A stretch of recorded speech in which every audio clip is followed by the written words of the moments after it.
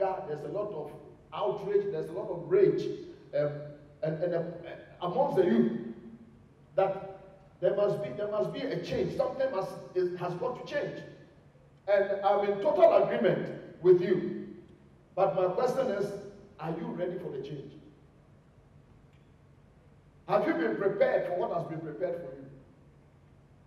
Because if you don't get yourself ready and the change comes, then you are going to be like the person who puts on their seatbelt after their car has crashed. Just think about that. It's important that you understand that. So I just want to help you a little bit to become a bridge builder between my generation and your generation. And I know that we are streaming, aren't we?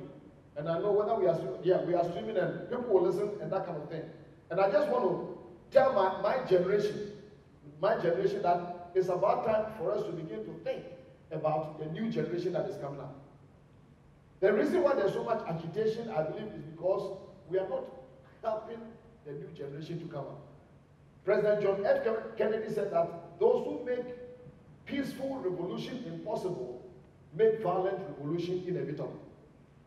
Never forget that.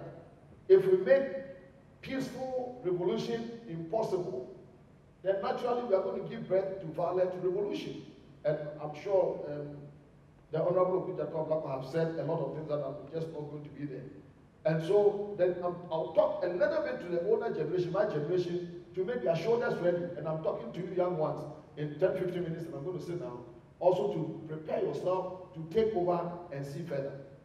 One of my painful observations as I've traveled all over the world is that there's transitional failure. We've not been able to really transition because the older generation are entrenched in their power grabbing, in their money grabbing, their everything. And for the life of me, I don't understand, and I know I'm speaking to the world, and I hope somebody hears it somewhere, that for the life of me, Pastor Brian, I don't understand why 90-year-olds in Africa are still trying to run for elections for the next 8 years.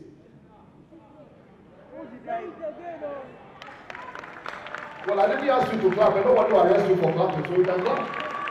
I just can't get it. You know, I just can't get it. I mean, I've been agitating it for a lot. I want, even right now, as I said, I want somebody to take over my job. Like Pastor Brian, I've been telling him, come and take over my job. And you have more strength, you have more energy, you can jump higher, you can run faster, you can, you know. I don't understand. You are 90 years old and you are still planning for the next 8 years to become a president. What is wrong with you? What have you been smoking?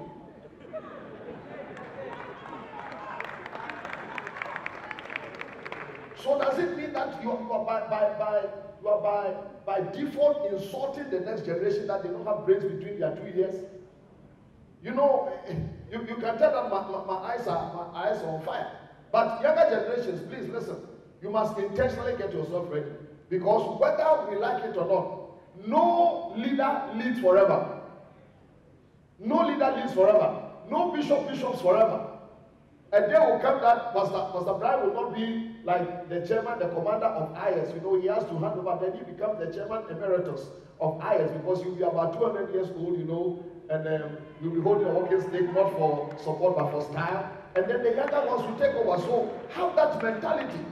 You're not going to be here forever. I don't know what is it about Africa that people get into opposition and it's like they want to be there forever. Even when I've seen some presidents in Africa, I'm not Ghana, I don't want trouble, but I've seen some presidents. I could suspect that this man is dead. But he's standing and he's talking, but the man is dead. And I don't know whether machine is talking through him or something, but the guy is dead. And I'm wondering, do you love your country enough to understand that every good thing must come to an end? So please, young people, get yourself ready. Am I making sense? Yes. Get yourself ready. The opportunity will come. Abraham Lincoln said, I'll prepare myself and one day my time will come. So once you are here, I hear some of them have spoken about this. Don't use your gift. Don't use your time. Don't use your talent to be creative in things that don't matter. I don't want to meet you one day and I ask you what you do. You say, I'm the minister for unnecessary affairs. And I'm the deputy minister for useless information. You don't run a country, you don't run a corporate entity with that. Listen, Ghana, please listen to me. You don't have to insult your way to gain attention. You must have some class about you. You must have some dignity about you. And social media is very powerful. Whether we like it or not, social media is king. And some of you are so amazing. But please hear me and hear me well. Social media is not a weapon. Social media is a tool. And there's a difference. Social media is not a weapon that you use to fight. It's a tool that you use to get a point across. It's important that you understand that. And so please, before you press send on your device, on your phone, your laptop, whatever you use, before you press send, please think carefully about it. Because the internet never forgets. You are going to post something today, and next 5, 10 years, you are going to be a minister or a president, and they are going to bring it up like you said it last night. And you are going to look like the poster child for food. I hope I'm making sense to somebody. So please be aware of the power of the media. And so let me talk to these two generations. I have a few minutes, and I'm done, about 8 minutes. To the older generation, my generation, for the love of God, for the love of your country, for the love of the world, and especially for the love of these young ones that we are talking to, please prepare yourself to hand over to the next generation. Prepare yourself to hand over.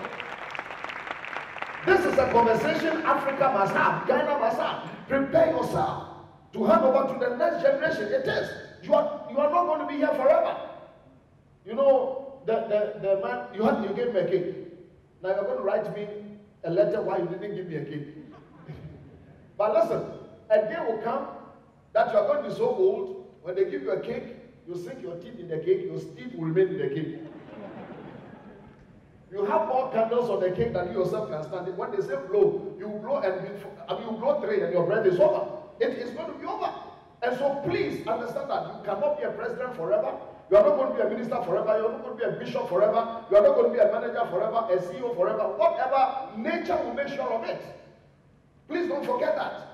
You know, a friend of mine told a story and gave an illustration. He went to a funeral and he sat at the back watching people pay their last respects to the corpse who was in the casket. And after he died down a bit, he decided to go and pay his respect. And this man who was in the casket was one of the greatest American athletes ever. But he had died, and they had laid him in state. And my friend said when he went near the casket, he saw something that really hit him. Of course, they had dressed the man to represent what he used to do. Very great athlete. If I mention his name, I'm sure some people may appear. But he said he looked into the casket, and in the hands of the dead person was a baton. Baton. And so after that, he asked himself, much as a symbolic, could it be possible that the world today, the great ones, the older ones, my generation, we are dying with our batons still in our hands. And we are not handing it over to the next generation. So my generation, let me say something to you. Please, do not die, do not exit this world with your baton in your hands. Position the next generation very well so that they can take over from where you left off. Let them experience things and let them see things that are very important. Power comes through responsibility, and great power comes through great responsibility. Young ones, please listen to me. Life is not a series of miracles. There is something called hard work. There's something called pay now, you play later. All that you see here yesterday didn't happen. Pastor Brian has been in and out of Ghana for a long time. We talk a lot. So I know hard work.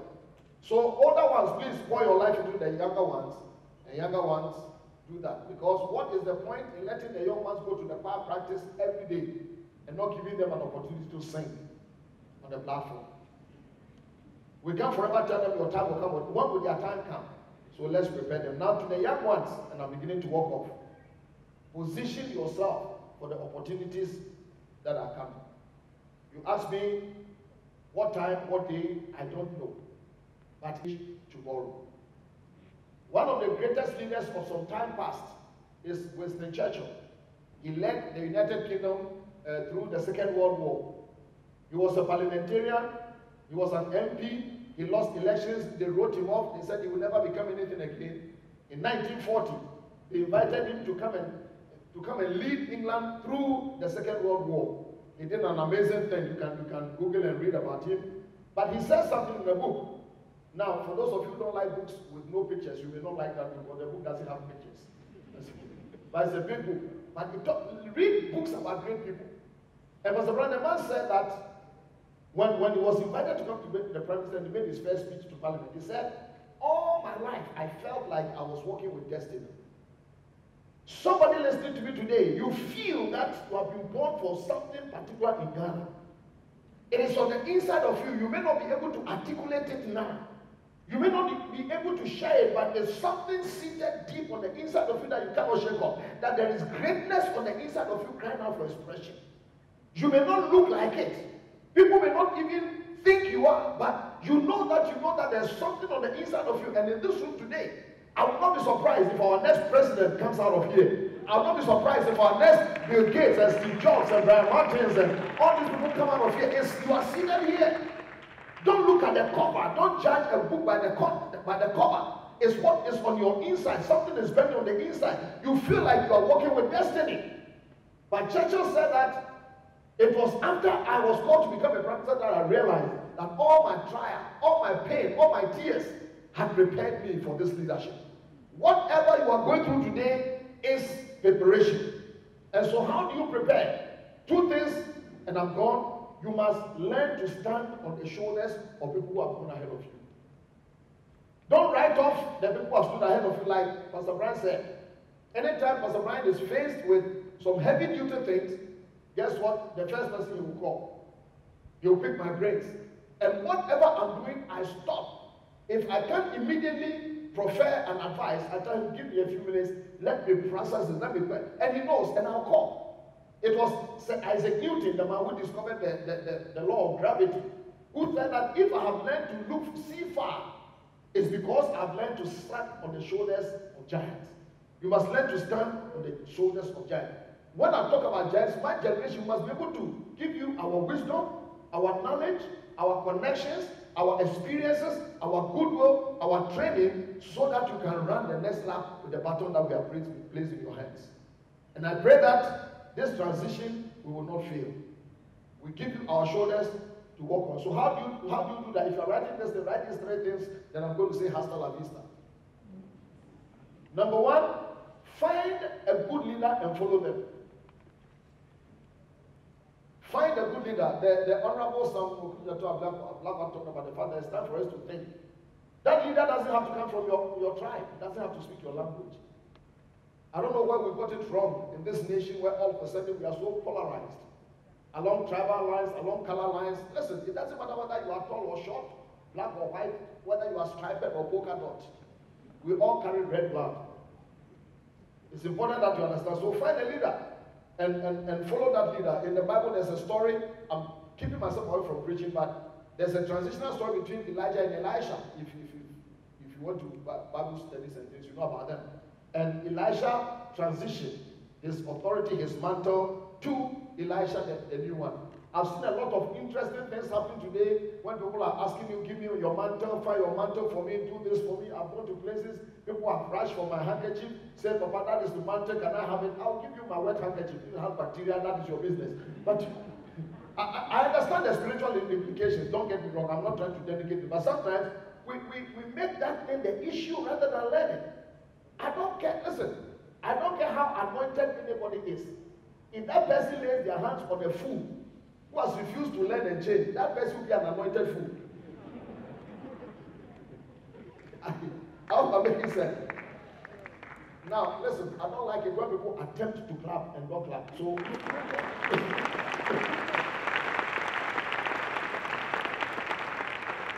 that's better. That makes me feel better. You know, half clap, what is that? You know, last time I was preaching and I made a very powerful statement and people were going to say amen. Then I got only 5 amens and about 500 half amens. The half amens, the men said, then they realized their wives were sitting, they said, so it's an amen and half amen. So I don't need any half claps. If you are clapping, just clap well. Is that okay? But you know, Elijah invited Elisha to come into his life so he can pour something on him by throwing his mantle on him. It was an invitation. And the next thing you see is that Elisha began to follow Elijah. Young people, listen. Find somebody who has a proven track record. Find somebody who has an experience. Find somebody who has done something that inspires you and follow them. Don't follow a man or a woman without a history. Don't follow a man or a woman that you don't know where they have come from.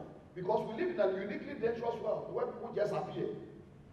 Can you point to where they are coming from? You know, I don't know, the minister alluded to something, but Pastor Brian, being who he is and what he's doing in the world, naturally, you know, there are always people who try to hit him.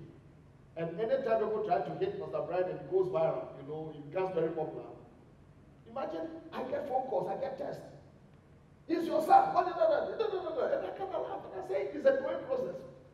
Pastor Brian will be okay. If you want to get him, come get me first. You know, it's important that you understand that. Listen, open your eyes, young ones, open your eyes and seize opportunities that the older generation can give to you. They will shorten your learning curve.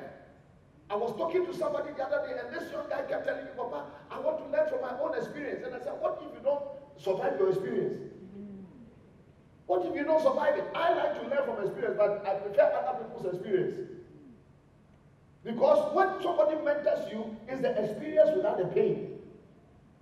So learn. Find people. Again, half class.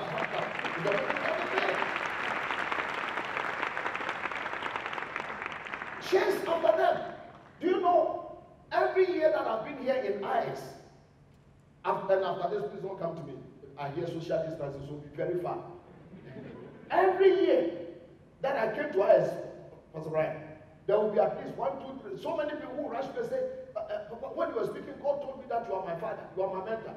And 100% of them have said yes. And after I say yes, I stand back and I watch them. Next year when I see them, it's like they are angry. I thought you were my father. Yes, I am. But don't you know that when you plant a seed in the ground will resist it and kill it first before it gives it life? So if you say something, ask him how many times I've tried to kill him. What if when I was killing him, he had run away or got an attitude? You don't know some of the things I've done to this young man on purpose. He will tell you, he will just text me and I'll make sure I'll read it for it to indicate that I have read it for him to know, but I don't mind him. And the man will eat, he will eat, his wife will go and say, Papa, go. I said, leave it for me and him. It's all part of the mentoring thing because you need a backbone. This generation, you are spoiled. This sense of entitlement. I can't believe it's happening to me. Listen, you are a believer and it's happening to you.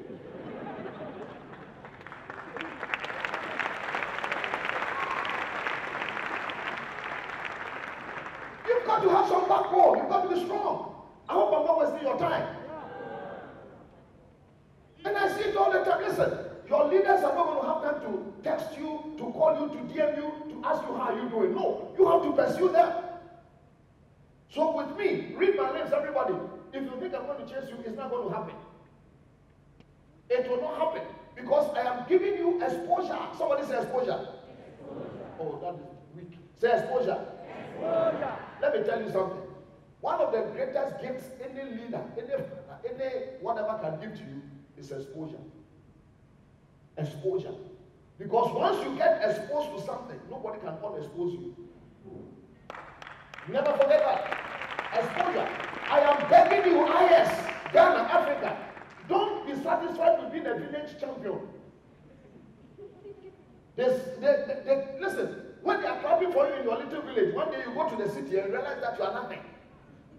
So let somebody expose you to something that will challenge you.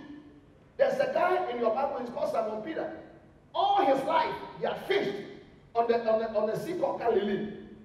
It never occurred to him that a human being could walk on water. Because to him, human beings don't walk on water. They are heavier than that. They sink. Until one day he saw his mentor walking on water. And Peter was exposed to that possibility and he said, Lord, if it is you, let me come. And Jesus said, come. And then Simon Peter also began to do it. He did what his mentor was doing. And so when we expose you to something, it is not for you to be jealous. Oh, he has this house, he has this car. And so, no, I am exposing you to possibilities. One day, I called a particular individual. Pastor Brian, I called a particular individual. I had to take my car for, I think there was a recall, something. It was a national recall. So I drove the car there myself. Then I called that individual. I did that on purpose. That's the name of my case. As I called that individual, I said, come and give me a ride back home. And when that person got there, I said, get out of your car and come and see something. And I walked this person to the latest of my latest. And I said, sit in that car. The person sat in that car and said, whoa. And I said, turn it on. I mean, that dealership, if you have a car like that, you are not a people who's going to run away with cars, so just go ahead. And then after that, I sat in the car and I went home. And this person called me and said, why did you do that to me? And I said, why? Being a Ghanaian, I also answered the question with a question. You know that? Is that not how Ghanaians do it? Somebody asked a Ghanaian the other day, I hear Ghanaians, you answer questions and he said, who told you? You know, so we do that. And I said, why are you saying that? And the person said, since I sat in that car, there's something on the inside of me that doesn't make me even like my car. And he said, whatever I must drive, you see, I gave that person exposure, and exposure expands your expectation. So find a leader and follow that leader. Number 2, observe the leader. Then I'm done. Observe the leader. Because please listen, if you get to work with Pastor Brian, and you're observing Pastor Brian, it is an open university without school fees. He's mentoring you for free. But what you observe can either form you or deform you, based on the wisdom or the lack of thereof that you put there. When you get close to leaders, you are going to see some things. You are going to see a human being, not just a gift. Ghana, I know you celebrate a lot of gifts. People can just show up in 2 years and tell you they have 17 houses and you are clapping for them. You have to find the person rather than the gift, because the gift doesn't say anything about the person. It's the character that says something about the person. We must learn to celebrate that. So when you see a human being and you are observing the person, please watch and behave wisely. Watch and learn. You may meet an Elijah who can call fire from heaven, and yet a woman threatens him and is depressed. He is still a leader. So it can teach you that great leaders also can run away from women and threats and be depressed. You may see a Peter, Simon Peter in your Bible, who is committing murder, cutting off ears. I don't believe that Peter was cutting off an ear. He went for something better, he missed, then he got the ear. I mean, who would defend himself by going for your ear? He wanted something better, but thank God there are some things you missed. I'm not going to preach to you, but why? You can even see that Jesus was a man of sorrows, acquainted with grief. So when you hang around leaders and you see their shortcomings, please don't laugh, learn. Don't mock, learn. Don't dishonor, learn. Don't spread the news, learn. Don't use them as an example, learn. But I think I'm done because of the time. Okay, one more. So not only must you follow the leader, you must observe the leader, then learn to serve that person. Serve that person. Serve that person. Because this is also another free education that I know today that it has come under a lot of attacks. Please listen. There are a lot of keyboard warriors. You know keyboard warriors, social media fighters who fight everything, including ancient wisdom landmarks. But I know that this thing that I'm talking about, serving somebody else into your greatness, has come under a lot of attack. And it still does not negate the fact that it is still a great principle. Some people have used it, we've seen it in this country, a whole lot of things that are coming up, but it is so true. Please listen. Seven is the labor ward where greatness is given birth to. 7 is the labor ward where greatness is born. Jesus Christ himself said that if you want to be great, you must learn to serve. The man who was God in person on earth was in a room that nobody would serve. He stripped himself. He took off all his royal garments and all his rabbinical garments and things. He made himself of nothing, and he took a towel, the identity of a servant, a slave, and he went down on his feet and he washed the feet of people he knew would betray him not too many hours from there. Honest to God, Pastor Brian, if I were Jesus and I was washing feet and I got to Simon Peter and I knew he would betray me Judas, and I knew this is the guy who betrayed me, I'll go for more hot water. I'll finish the man. A super hot. But Jesus wanted him betrayers. And the people who walk away from him who will say they swear by the 77 words of Cape Coast that they don't know him. They still wash their feet. And then when they finish, they said, I'm leaving an example for you. That the Son of Man did not come to be served, but rather to serve and lay down his life as a ransom. Listen, there are some aspects of our culture that we need to question and we need to turn its head around. The dynamics of the kingdom of God is diametrically opposed to our dynamics. Our dynamics says that if you want to go up, step on other people's heads, do that, do that. But Jesus is saying if you want to go up, just go down. You don't ascend into greatness, you descend into greatness. When you go down, God will lift you up. So if you think you are too big for small jobs, God sees you as too small for big jobs. Serve. Give yourself somewhere. Don't be too arrogant. The Chinese people have this problem that the rice, the rice ones that carries the biggest grain, they bow the lowest. I have traveled up a lot in places where, because of my intentionally putting myself in a humble situation, I've been abused. But I made up my mind that I am not going to descend into the gutter with people who don't get it. So please, serve. As you serve somebody, people will ask you questions. People will mock you. People will laugh at you. People will understand you. Some may think you are even a fool and cut you off. But serve. Serve faithfully. It's not everything that you must serve with money. You must get the reward with money. The experience matters more than the money. Serve gratefully. If nobody sees you, God sees you. And so today, on your first day, that's what I want to leave with you. May the Lord help you. May the Lord bring you into that transitional power and authority. You are the leaders that we are looking for. So that one day, I'll also be 300 years old and I'll sit back and I'll watch you run this nation very well. God bless you.